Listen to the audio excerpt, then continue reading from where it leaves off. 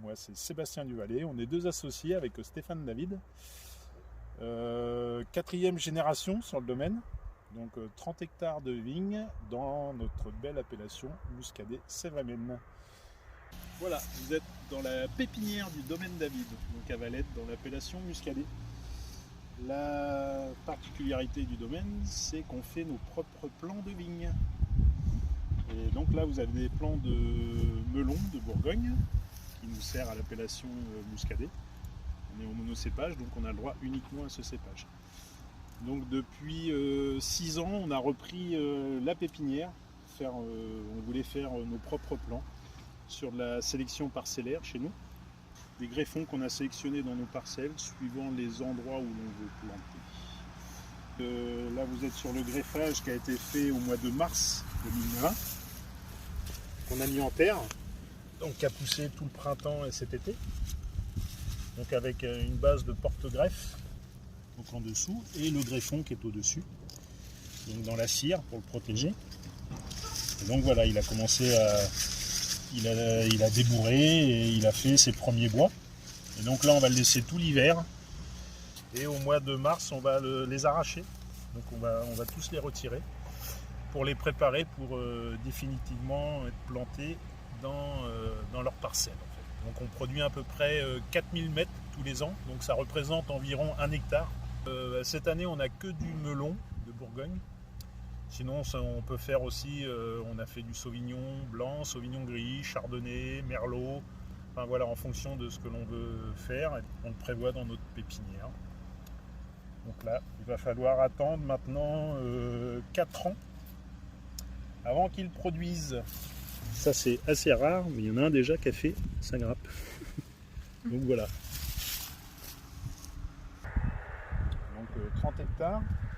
En culture, alors actuellement on est en HVE, haute valeur environnementale, depuis 2014.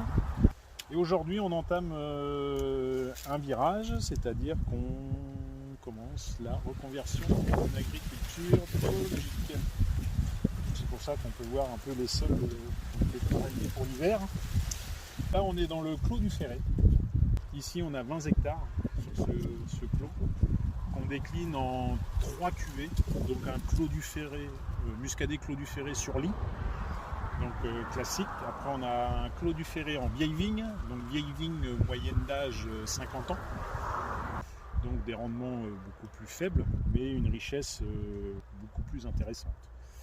Et c'est aussi dans le clos du Ferret qu'on fait notre cru, donc le cru Goulaine, qui est fait également. On a 1 hectare donc avec des rendements beaucoup plus faibles et des élevages de 3 ans. Là on est sur des schistes, donc beaucoup plus marqués sur le terroir. Donc nous on attache une grande importance au terroir. Donc on sépare bien tous les types de sols. C'est essentiellement les schistes sont avec les schistes, les gabbros avec les gabbros. Après le pressurage, on tire les jus clairs qu'on envoie dans les cuves. La particularité du vignoble, c'est que là on est dans des cuves souterraines.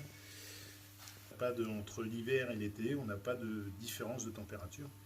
Donc c'est très intéressant pour nous, surtout pour des élevages longs de 2-3 ans sur les crus notamment.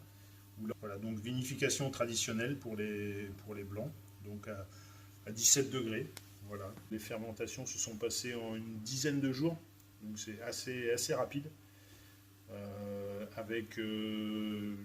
avec un bel équilibre entre le sucre et l'acidité. Donc ça devrait donner un millésime assez intéressant. Voilà. Les muscadets Sèvres-et-Maine sur lit. Alors sur lit, qu'est-ce que le sur lit? En fait, le sur lit, c'est une dénomination sur le cahier des charges de l'appellation muscadet. C'est lié au mode d'élevage, donc la lie qui est le dépôt que l'on va retrouver au fond de la cuve. La dénomination sur lit, évidemment, il faut que ce soit sur l'aire d'appellation Muscadet Sèvres-et-Maine. On pourra mettre du Muscadet Sèvres-et-Maine sur lit 2020 qu'à partir du 1er mars 2021. Et on a jusqu'au 31 décembre 2021 pour le mettre en bouteille pour avoir la dénomination sur lit.